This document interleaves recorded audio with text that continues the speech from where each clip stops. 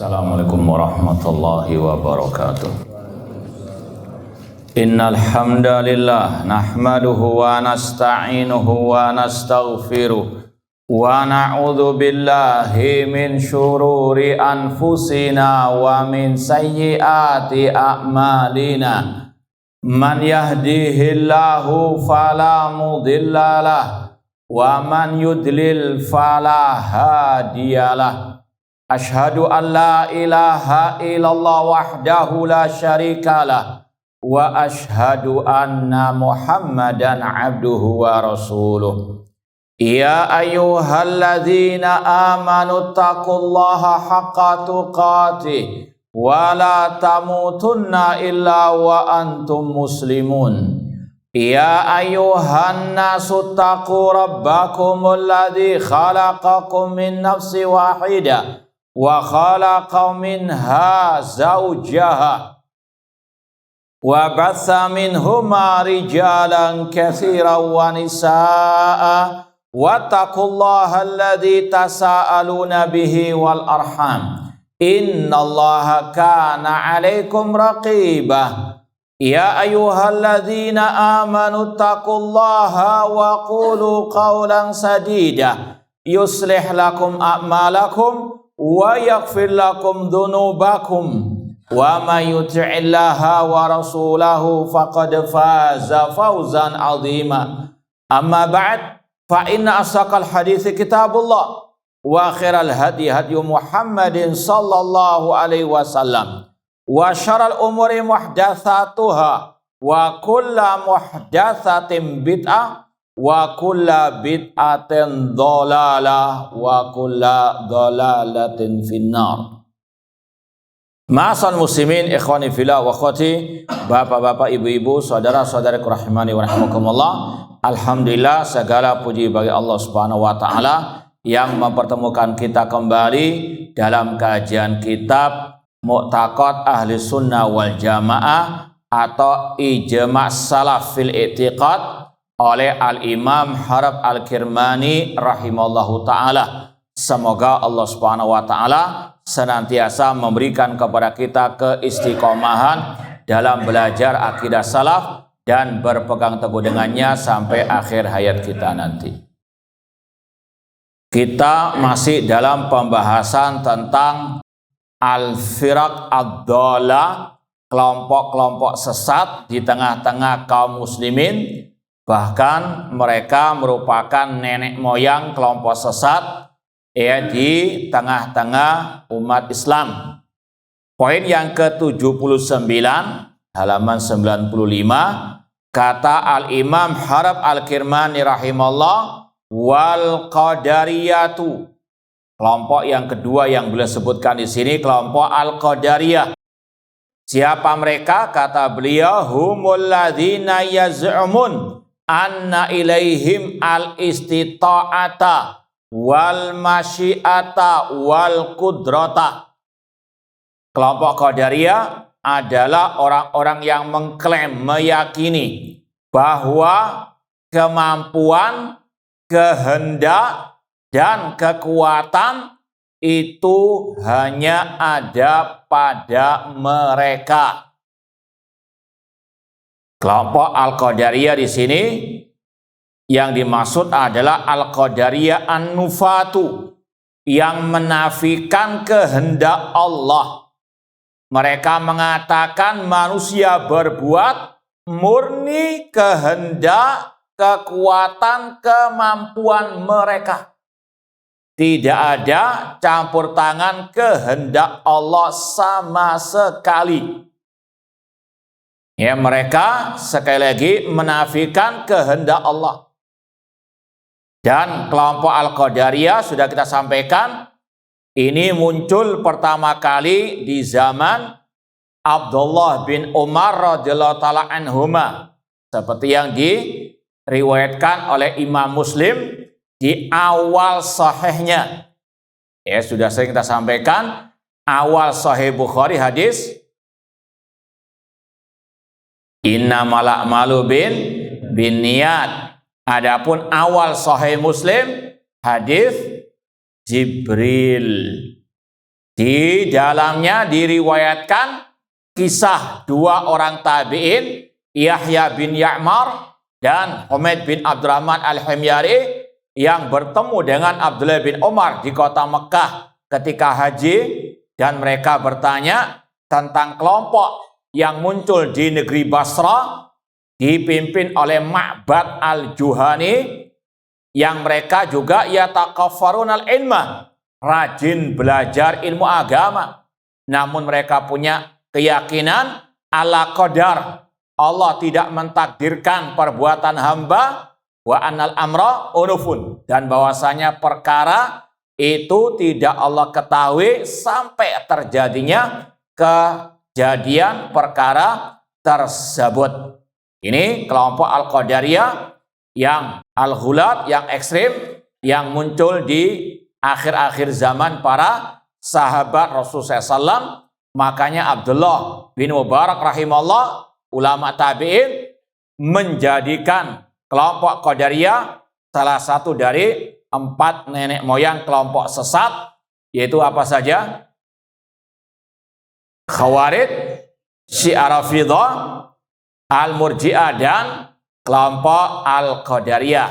Ya, 2 ini yang terakhir yang kita sebut disampaikan pertama oleh Imam Harab Al-Kirmani.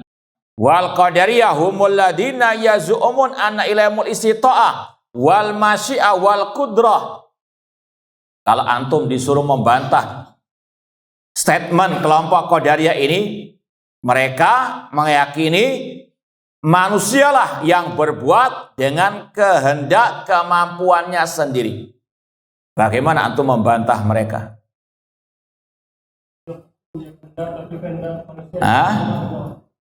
Yang lain ditampung dulu. Taib ahsanu syai' arad bid dalil. Ya, ini salah satu metode dalam membantah yang dilakukan, dipraktekkan oleh para ulama. Yang pertama, membantah kesesatan dengan dalil, ayat ataupun al-hadis, ataupun kalau bisa ditambah dengan ijma' as-salaf. Makanya Ahlussunnah itu qawiyun bid dalil, kuat dengan dalilnya. Tentunya dalil qala Allah qala ar-rasul. Mengapa kelompok ini dikatakan sesat? Bukan karena berbeda pendapat, pemikiran, akal dengan kita, bukan. Tapi mereka dikatakan sesat karena menyimpang dari Al-Quran dan Sunnah Rasul Sallallahu Alaihi Wasallam. Rasul mengatakan, taraktukum alal bayda lailuha kana hariha la yazighu anha illa halik. Aku tinggalkan kalian di atas Islam yang putih bersih, malamnya seperti siangnya, tidak menyimpang dari apa? Itu tadi al-mahajjatul bayda, yang menyimpang dari ajaran Rasul, bukan dari pemikiran kita sendiri, bukan dari selera kita. Namun kita mengatakan fulan sesat, kelompok ini sesat, dai ini sesat karena menyimpang dari qala Allah wa qala Rasul, apalagi dalam bab al-aqidah. Maka salah satu cara membantah mereka yang paling ampuh dengan tadi qala Allah wa qala ar-Rasul. Kalian wahai Qadariyah mengatakan manusia berbuat dengan kehendak mereka sendiri tanpa campur kehendak Allah. Mereka manusia yang punya kemampuan, kekuatan untuk berbuat tanpa campur tangan, pertolongan dari Allah. Maka dibantah dengan firman Allah, apa? Wa ma tasyauna illa an yasha Allahu rabbul alamin. Wala taqulanna li syai'in inni fa'ilun dzalika ghadan illa malam Jumat dan hari Jumat. Baca apa? Yasin, bukan. Di antara hari Jumat sunahnya baca surat. Itu ada ayatnya. Wala taqulanna li syai'in inni fa'ilun dzalika ghadan illa an yasha Allah. Jangan engkau mengatakan aku akan berbuat ini dan itu esok hari kecuali dengan mengatakan kecuali apa? Kalau dikehendaki oleh Allah Subhanahu wa taala. Ini ayat menegaskan manusia tidak mungkin bisa berbuat kecuali dengan kehendak dari Allah Subhanahu wa ta'ala. Ya ayuhan nasu antumul fuqara ilallah. Wahai manusia, kalian fuqara, senantiasa membutuhkan pertolongan dari Allah. Walau sya'allahu maktatalu. Seandainya Allah berkehendak, mereka tidak akan mungkin berperang. Semuanya dengan kehendak Allah Subhanahu wa ta'ala. Dan Allah mengatakan juga, la yukallifullahu nafsan illa wus'aha. Sekali lagi, manusia punya kemampuan, namun kemampuan manusia tidak mungkin bisa mewujudkan perbuatannya kecuali dengan pertolongan dari Allah. Makanya Allah menggandengkan antara iyyaka na'budu wa iyyaka nasta'in. Di antara hikmah digandengkannya al-ibadah dengan al-isti'anah, tidak mungkin manusia bisa beribadah kepada Allah kecuali dengan pertolongan dari Allah. Allahumma a'inni ala dzikrika wa syukrika wa husni ibadati. Kemudian wa annam yamlikuna li anfusimul khair wasyarra wadzurra wan nafa wa ta'a wal ma'siyah wal huda wad dhalala. Mereka kelompok Qadariyah meyakini bahwasanya manusia itulah yang memiliki bagi diri mereka kebaikan, kejelekan, kemadaratan dan kemanfaatan, ketaatan dan kemaksiatan. Taib. Cara membantahnya bagaimana?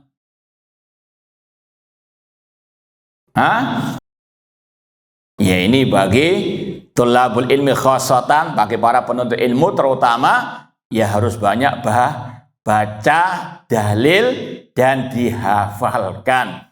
Ya, makanya pentingnya hafalan, diantaranya untuk ar-rad ala al-mukhalifin. Ya, meskipun tidak harus dalam artian menghafal semuanya, paling tidak mencontoh bagaimana bantahan-bantahan para al-ulama. Cuma lebih aula, lebih utama kalau banyak menghafal. Meskipun sudah sering kita sampaikan, hafalan itu bagus, namun harus diiringi dengan pemahaman yang benar. Dan pemahaman lebih utama daripada hafalan. Berapa banyak orang yang hafal ayat, hadis, bahkan hafal matan-matan kitab, namun sesat, menyesatkan. Kenapa? Karena di atas pemahaman yang menyimpang. Yang paling penting, pemahaman yang benar sesuai dengan pemahaman as-salafus saleh. Namun kalau bisa ditambah dengan banyak hafalan, nur ala nur, cahaya di atas cahaya. Di antara fungsinya untuk membantah al-mukhalifin, entah dalam muhadarah, entah dalam bantah lewat tulisan. Itu kalau banyak hafalan akan lebih mudah. Nah, taib, di antara dalilnya apa ini? Membantah statement ini. Qul la amliku li nafsi naf'an wala dharran illa ma sya'allah. Dalam surah Al-A'raf Allah mengatakan, katakan wahai Nabi Muhammad, Qul la amliku, aku yaitu Nabi Muhammad tidak memiliki bagi diriku kemanfaatan dan kemadaratan kecuali dengan kehendak Allah. Kalau Rasul saja diperintahkan mengatakan seperti itu, beliau Sayyidu waladi Adam tidak memiliki bagi diri beliau kemanfaatan dan kemadaratan, apalagi selain Rasul. Illa masya Allah, kecuali yang dikehendaki oleh Allah. Ini Rasul apa? Mengarahkan kepada masyiatullah. Makanya Rasul ketika ada seorang sahabat mengatakan masya Allah wasyita, karena kehendak Allah dan karena kehendakmu, Rasul apa? Marah, karena Rasul disekutukan dengan Allah dalam al-masyiah. Ya, sekali lagi, Rasul marah ketika ada orang mengatakan karena kehendak Allah dan karena kehendakmu. Kata-kata dan di situ menunjukkan persamaan. Qul masyaallah wahda, dalam riwayat katakan ini semuanya hanya karena Allah, karena kehendak Allah semata. Ini Rasul menetapkan apa? Al-masyiah lillahi azza wa jalla. Atau dalam riwayat Kul masya Allah summa kita. Katakan karena kehendak Allah, kemudian karena kehendakmu. Dalam artian tadi manusia punya kehendak, namun kehendak manusia di bawah kehendak Allah. Ikhwani fillah wa akhwati rahimani wa rahimakumullah. Demikian pula dengan atau awal maksiat. Manusia tadi tidak mungkin bisa menjalankan ketaatan kecuali dengan pertolongan dari Allah. Ya kana budu wa ya kana stain. Allahumma a'inni ala dzikrika wa syukrika wa husni ibadatik. La haula wa la quwata illa billah. Demikian pula secara fakta di lapangan, setiap kita merasakan berapa banyak dari ketaatan yang kita lakukan, kita merasakan itu murni pertolongan dari Allah. Kita punya kehendak, namun tanpa pertolongan dari Allah nggak mungkin kita bisa melaksanakan ketaatan tersebut. Seperti tadi, ketika muadzin mengumandangkan hayyalas shalah, kita ikrar la haula wala quwata illa billah, yang maknanya sama dengan tadi Allahumma a'inni ala dzikrika. Kita nggak bisa memenuhi panggilan muadzin tadi kecuali dengan pertolongan dari Allah. Ini ikrar kita. Nggak bisa kita melaksanakan ketaatan kecuali dengan pertolongan dari Allah Subhanahu wa ta'ala. Dan mungkin kita juga mengalami ketika mau datang ke masjid, mungkin tiba-tiba perut ada artinya apa? Nggak mungkin kita bisa melakukan ibadah tanpa pertolongan dari Allah. Bukan murni manusia yang berbuat dengan kemampuan. Demikian pula kemaksiatan. Berapa banyak maling nggak jadi nyolong. Paham? Kenapa? Karena memang belum Allah takdirkan. Paham? Kenapa kok demikian? Allah memiliki hikmah di balik semuanya. La yus'alu amma yaf'alu wa hum yus'alun. Sudah mau istilahnya pakai kunci apa itu? T bobol sepeda motor. Tiba-tiba bunyi alarm dikepung sama. Nah, ini sekali lagi, ini ketaatan, kemaksiatan tidak mungkin bisa terjadi kecuali dengan kehendak dari Allah Subhanahu wa ta'ala. Demikian pula dengan al-huda wad dhalal. Namun sudah pernah kita sampaikan berulang kali, kata-kata kemaksiatan terjadi dengan kehendak Allah. Kehendak apa itu maksudnya? Kehendak apa? Kehendak kauniyah, irada kauniyah yang pasti terjadi, namun tidak mesti Allah cintai. Allah menciptakan iblis, Allah menghendaki terciptanya iblis, namun Allah tidak cinta kepada iblis. Dan dibaliknya ada hikmahnya. Allah menciptakan kelompok Mu'tazilah, kelompok Qadariyah, kelompok Murji'ah. Apakah Allah cinta kepada mereka? Tidak. Karena mereka menyimpang dari ajaran Allah dan Rasul. Namun dibalik itu ada hikmahnya. Kalau nggak ada mereka, nggak ngaji kita pembahasan ini sekarang. Paham? Dan ini ladang pahala. Kita yakini belajar ini, kelompok-kelompok sesat ini adalah ibadah. Sebagaimana kata Syekhul Islam Ibnu Taimiyah rahimahullah, ar-radu 'alal mubtadi' mujahid, yang membantah alil bid'ah mujahid. Belajar agama bukan hanya belajar masalah fikih wudu, fikih toharah, fikih salat, namun ada pembahasan ilmu agama yang juga sangat bermanfaat, mengenal kelompok-kelompok sesat untuk kita jauhi akidah pemikiran mereka dan kita tahdzir umat dari kesesatan mereka.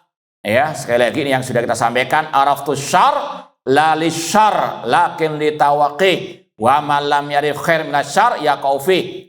Kata seorang penyair Arab, aku mengenal, mengetahui kejelekan bukan untuk melakukan kejelekan tersebut, namun untuk membentengi diriku dari kejelekan tersebut. Barang siapa yang tidak tahu kebaikan dari kejelekan, dia akan jatuh ke dalam kejelekan tersebut.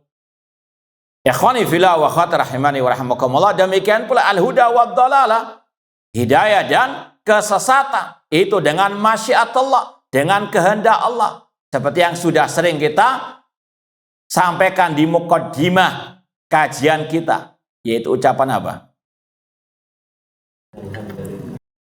Jangan sampai selesai. Enggak. Intinya ada poin yang berkaitan dengan ini, al-huda wad dhalalah. Man yahdillahu fala mudhillalah. Wa man yudlil fala hadiyalah. Barang siapa yang Allah berikan petunjuk, tidak akan ada yang bisa menyesatkan. Barang siapa yang Allah sesatkan, tidak akan ada yang bisa memberikan apa? Petunjuk.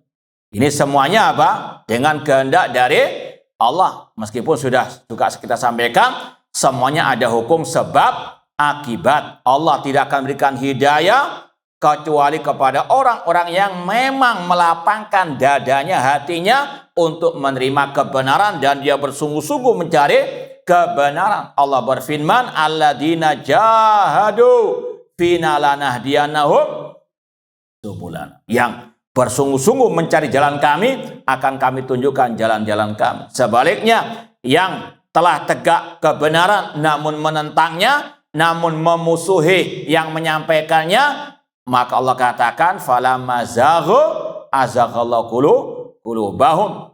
Ya, hidayah, kesesatan itu dengan kehendak Allah. Namun sekali lagi tadi semuanya juga ada hukum sebab akibat. Ahlul al-bidah dari kelompok Qadariyah dan yang semisalnya, ketika mereka melewati nas seperti tadi, ya, khutbatul hajat tadi itu kan dalil atau bukan? Hah? Dalil atau bukan? Kenapa? Iya, khutbatul hajah sabda Rasul sama dengan hadis innamal a'malu binniyat, sama dengan hadis man amila amalan laisa alaihi amruna ihfadillah yafatka. Khutbatul hajah yang kita sampaikan di awal kajian atau setiap awal kajian kita, itu hadis Rasul, itu sabda Rasul, itu dalil, itu hujjah. Ya, di antaranya tadi ucapan Rasul, barang siapa yang Allah berikan hidayah, tidak akan ada yang bisa menyesatkan. Barang siapa yang Allah sesatkan, tidak akan ada yang bisa memberikan al-hidayah. Itu dalil. Cuma kelompok Qadariyah ketika mendapati nas seperti itu, mereka mentakwil, mengatakan maksudnya itu Allah menamakan kesesatan, Allah yang menamakan petunjuk, bukan Allah yang menyesatkan, bukan Allah yang memberikan apa? Al-hidayah. Inilah ya ahlul bidah, istilahnya isawai untuk apa? Mentakwil, ngeles itu ada saja cara apa? Mereka jelas-jelas Rasul mengatakan wa man yudlil, barang siapa yang Allah sesatkan, mereka takwilkan aisammahum dullalan. Maksudnya itu Allah menamakan mereka sesat, bukan Allah yang na'udzubillahi min dzalik. Ya, secara bahasa Arab ini sudah apa? Ya, sesat, menyesatkan. Kemudian wa annal ibad ya'maluna bada'an min anfusi min ghairi an yakuna sabaqalahum dzalik fi ilmillah. Dan bahwasanya hamba ketika beramal itu memulai dari diri mereka tanpa diketahui oleh Allah sebelumnya. Manusia berbuat itu memulai dari diri mereka tanpa diketahui sebelumnya oleh Allah. Ini statement yang sah, benar atau baik, bagaimana membantahnya?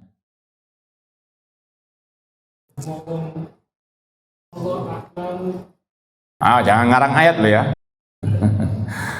Banyak yang berkaitan dengan apa? Ilmunya Allah yang tiap hari antum insya Allah baca. Dari zikir pagi dan petang, zikir sebelum tidur. Apa itu? Ayat kursi. Ya, zikir-zikir itu juga sama. Dalil antara ayat ataupun apa? Al-hadis. Ya'lamu ma baina aidihim wa ma khalfahum.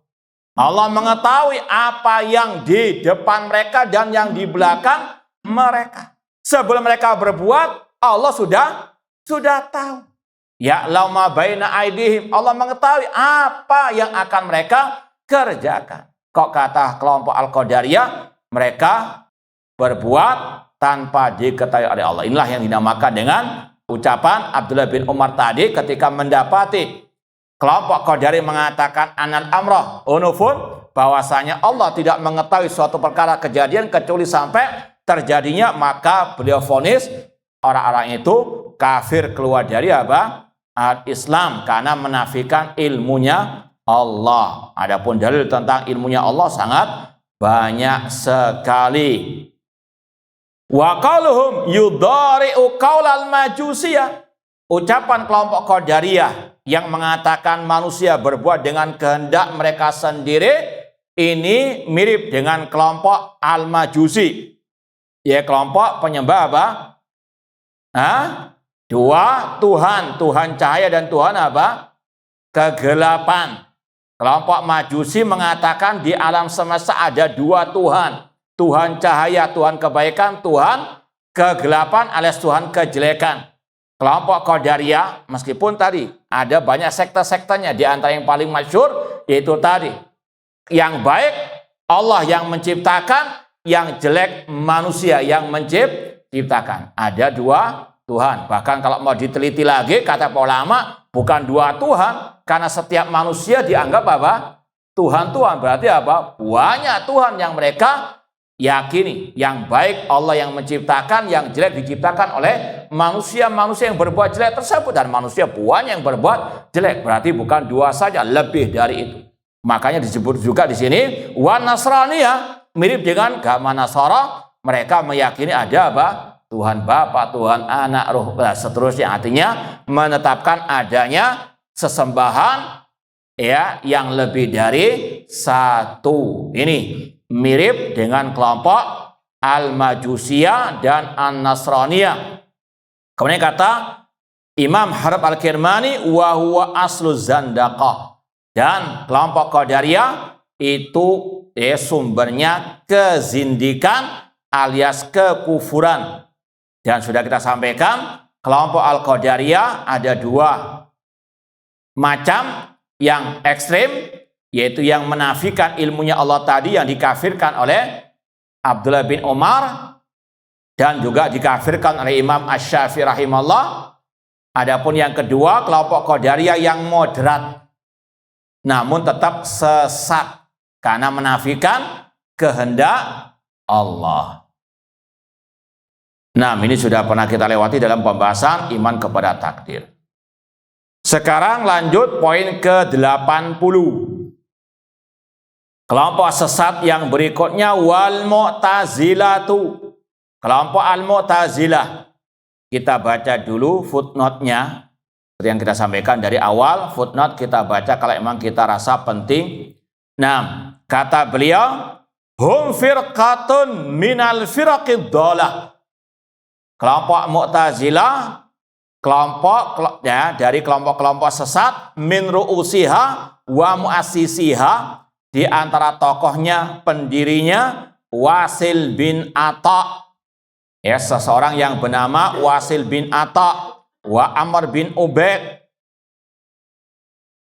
Ta'taqid nafya sifatillahi ta'ala al-azaliyah. Di antara keyakinan sesat mereka menafikan sifat Allah. Kemudian langsung saja nanti kita bahas lebih lanjut masalah kesesatan mereka. Kemudian setelahnya ada paragraf qila fi sababi tasmiyatin bil Mu'tazilah. Mengapa mereka dinamakan Al-Mu'tazilah?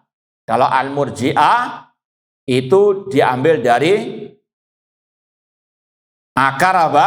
Kesesatan mereka. Al-Irja, Al-Qadariyah juga sama, nafil qadar. Adapun Mu'tazilah, kenapa dinamakan Mu'tazilah? Kata pentahqiq di sini, inna Wasil ibn Atha. Tadi pendirinya yang namanya Wasil bin Atha kana min muntabi majlisi Al-Hasan Al-Basri. Wasil bin Atha dulunya santrinya Hasan Al-Basri. Sering hadir di kajiannya Al-Imam Al-Hasan Al-Basri. Falamma qala bil manzilah bil manzilatain alima bidzalik Al-Hasan Al-Basri. Ketika dia menyimpang, ketika dia memiliki keyakinan pelaku dosa besar, nggak kafir, nggak mukmin, tapi fi manzilah baina al manzilatain. Ya, nggak kafir, nggak apa? Mukmin, bingung. Ya, adapun Ahlussunnah mengatakan tentang pelaku dosa bagaimana statusnya di dunia? Hah? Hati-hati nanti. Hah? Yang jelas, ini sudah sering kita sampaikan. Hah? Kurang Mas ya. Nah. Hah? Ya, kalau bisa lafadznya itu sesuai dengan yang disampaikan oleh para ulama, jangan diganti-ganti nanti. Ya, nanti jadi Wasil bin Atta yang hakadha, sesuai dengan nas. Ya, kata para ulama, maksudnya nasnya para ulama salaf. Ya, orang yang berbuat dosa dia dikatakan mukminun naqisul iman. Mukmin yang kurang apa? Keimanannya, atau mukmin bi imanihi fasikun bi fisqihi. Ya, ada dua redaksi selayaknya untuk antum ingat ini dalam pelaku dosa besar. Menurut ulama salaf, mereka mukmin dengan keimanannya dan fasik dengan apa? Kefasikannya. Ini redaksi yang pertama. Mukmin dengan keimanannya, fasik dengan apa? Kefasikannya. Yang kedua, kalau diganti redaksinya, yaitu apa? Mukminun naqisul iman. Mukmin namun kurang apa? Imannya. Paham dong? Nah, sekali lagi jangan dirubah-rubah. Muslim namun kurang Islamnya, nggak ada. Paham dong? Karena Islam itu sudah paling bawah. Islam, iman, dan apa? Al-ihsan. Nah, hati-hati. Taib intinya kelompok Mu'tazilah dipelopori oleh Wasil bin Atta yang dulunya rajin hadir di majelisnya Al-Hasan Al-Basri.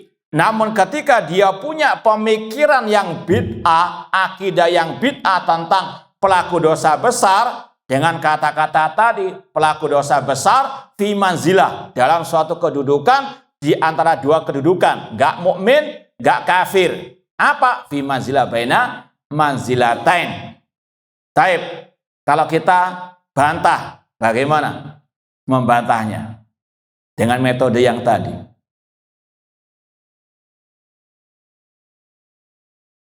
Nah, coba anak tanya, kenapa kok dikatakan ini sesat?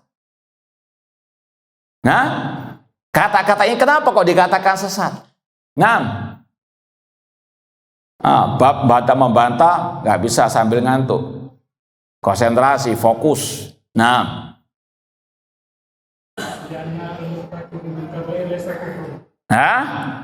baik. Yang tadi kita sampaikan, ingat kalau membantah pakai dalil dulu. Ya, itu untuk apa? Mengokohkan. Bantahan. Karena ayat dan hadis siapa yang bisa membantah kecuali memang sudah parah kesesatannya, bahkan bisa kufur kalau membantah ayat.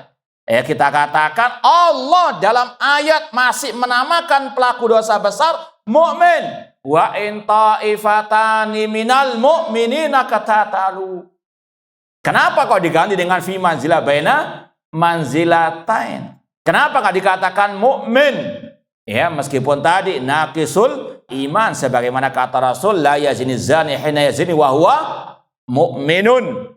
Ya, sekali lagi Allah masih menamakan mereka dengan mukminun. Mengapa kok nggak berani mengatakan orang yang berbuat dosa besar masih apa? Mukmin. Meskipun tadi ulama salah mengatakan mukmin namun naqisul iman. Taib. Lanjut. Alima dzalikal Hasan Al-Basri fataradahu man majlisihi.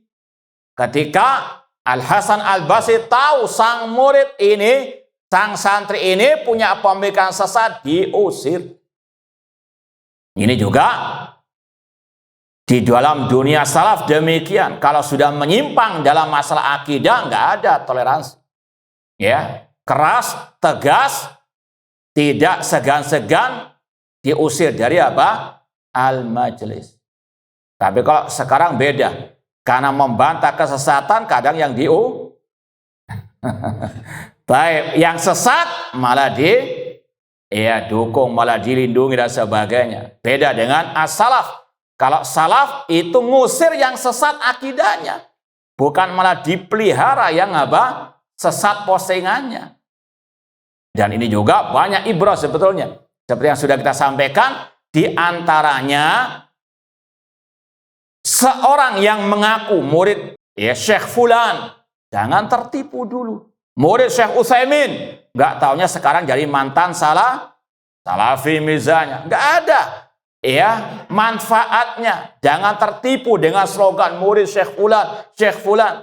Lihat dulu akidahnya. Sama nggak dengan Syekh yang salafi yang dia bangga-banggakan itu. Oh, dia kan dulu dibimbing oleh Syekh Fulan. Padahal beda akidahnya dengan sang murid meskipun sudah gelar doktor. Gurunya juga gelarnya profesor doktor. Namun gurunya, dosennya masih akidahnya murni dari kesesatan. Masih tegar mengatakan wajib menghormati pemimpin, tidak boleh mencaci maki pemimpin. Sedangkan mahasiswa bimbingannya sekarang sudah mencaci maki pemimpin, membolehkan mencela pemimpin, mengkritik pemimpin pada umum. Apa artinya? Bang, Syekh Fulan memberikan rekomendasi kepada sang muridnya.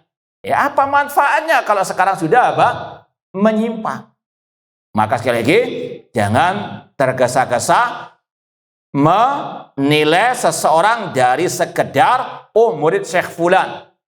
Harus diteliti kembali apakah betul-betul akidahnya, manhajnya sama dengan syekhnya yang salafi, atau bahkan sudah menyimpang jauh. Bangga, saya pernah belajar kepada Syekh Utsaimin, saya tak. Namun akidahnya beda dengan Syekh Utsaimin. Syekh Utsaimin keras kepada ahli bidah, sedangkan dia sudah menjadi koncoy ahli al-bidah, bahkan membantah ahlu sunnah as-salafiyin. Sekali lagi, hati-hati. Sekedar slogan murid Syekh Fulan tidak bisa jadikan sebagai rekomendasi untuk diambil ilmunya. Contoh di sini, sejak zaman salaf, Hasan al-Basri dulu punya murid namanya Wasil bin Atha. Muridnya sesat, gurunya di atas akidah yang sahihah. Ada pula sebaliknya, muridnya yang di atas akidah sahihah, gurunya yang sesat. Siapa contohnya?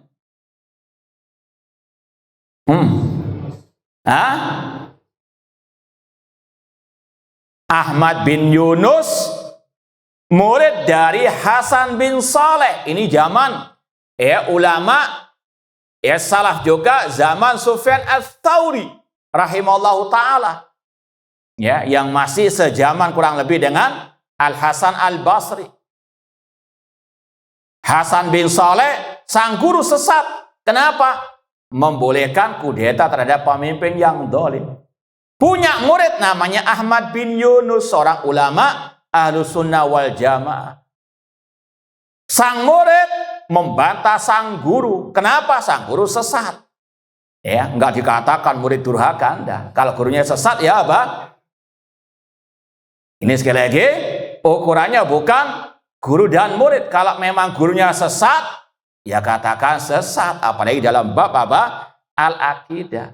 Ahmad bin Yunus, seperti yang dinukil oleh Imam Az-Zahabi rahimahullah, mengatakan tentang sang gurunya tadi, laulam yulad Al-Hasan bin Saleh fid dunya lakana khairan lahu. Seandainya Al-Hasan bin Saleh, yaitu gurunya beliau sendiri, tidak terlahir ke dunia, lebih baik baginya. Apakah dikatakan Ahmad bin Yunus murid yang durhaka karena mencela gurunya? Tidak. Nah, kita lanjutkan ba'dal adzan, wallahu taala. Ma'asal muslimin, ikhwani fillah wa akhwat rahmani wa rahmakumullah. Kita kembali kepada ucapan pentahqiq. Kata pentahqiq, inna Wasil bin Atha kana min muntabi majlisil Hasan al-Basri, falamma qala bin Mazilah bin Mazilatain alima bidzalika al-Hasan al-Basri fataradau an majlisihi. Ketika sang guru tahu sang murid telah tersesat, maka dia mengusirnya Dan ini juga yang pernah terjadi di majelisnya Imam Malik rahimahullah. Ya, ketika beliau ditanya tentang apa? Kaifa stawa? Bagaimana Allah istiwa? Ya, beliau sebelum menjawab yang sudah kita sering sampaikan, al-istiwa maklum, wal kaifu majhul, wal imanu bi wajibun wa sa'al bid'ah. Beliau apa?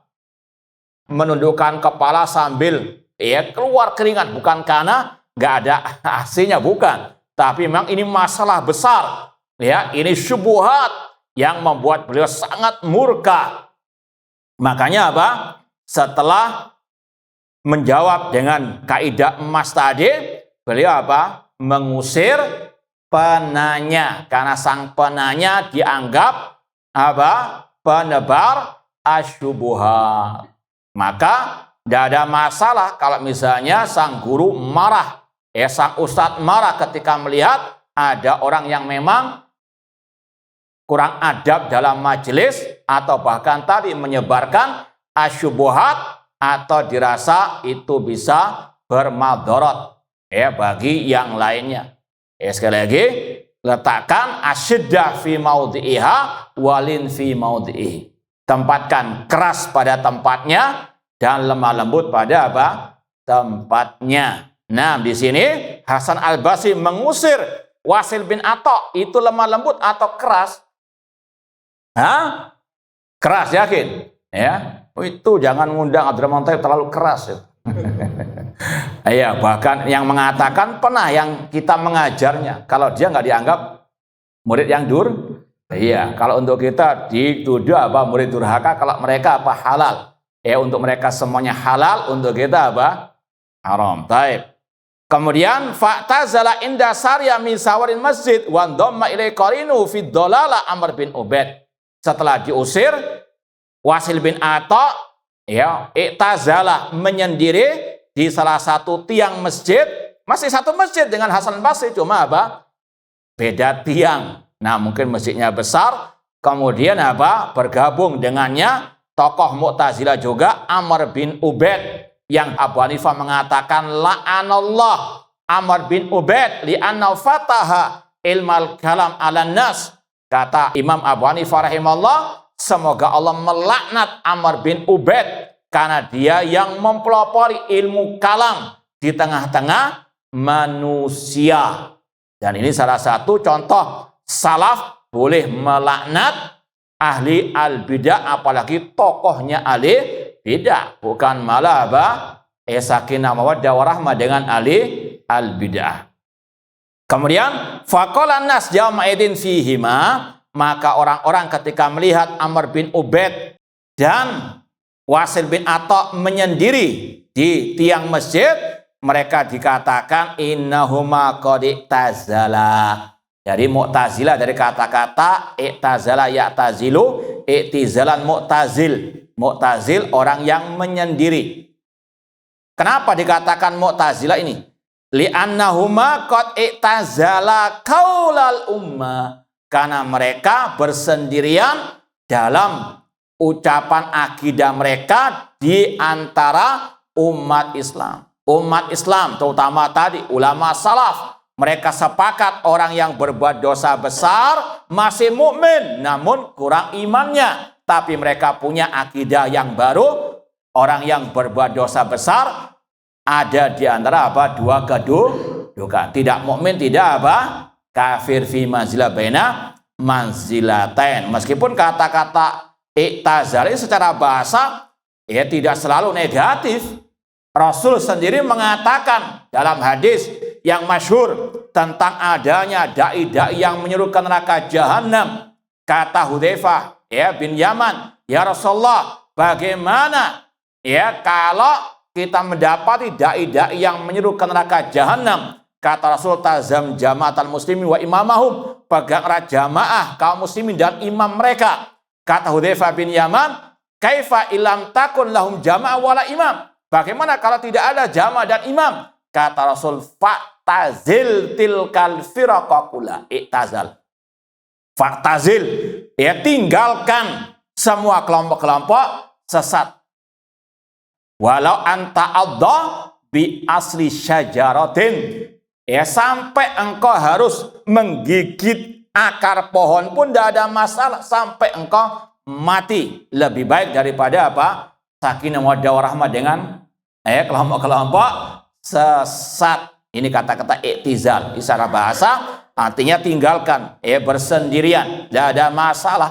Kalau memang itu apa? Alal hak. Yang nggak boleh itu iktizal dari ijma' salaf, dari ijma' umat, menyendiri, meninggalkan yang sesat. Bahkan itu yang diperintahkan oleh Rasulullah SAW. Meskipun nggak bisa dikatakan apa?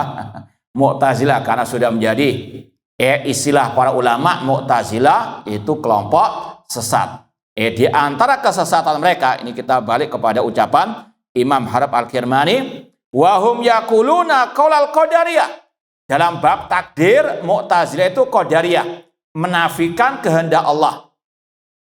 Makanya dulu pernah kajian hari Rabu kita bawakan, atau mungkin juga di sini, sebuah kitab yang ada kata-kata digabung antara qadariyah dan Mu'tazilah. Masih ingat enggak judul bukunya saja apa itu? Dari ulama mazhab Syafi'i.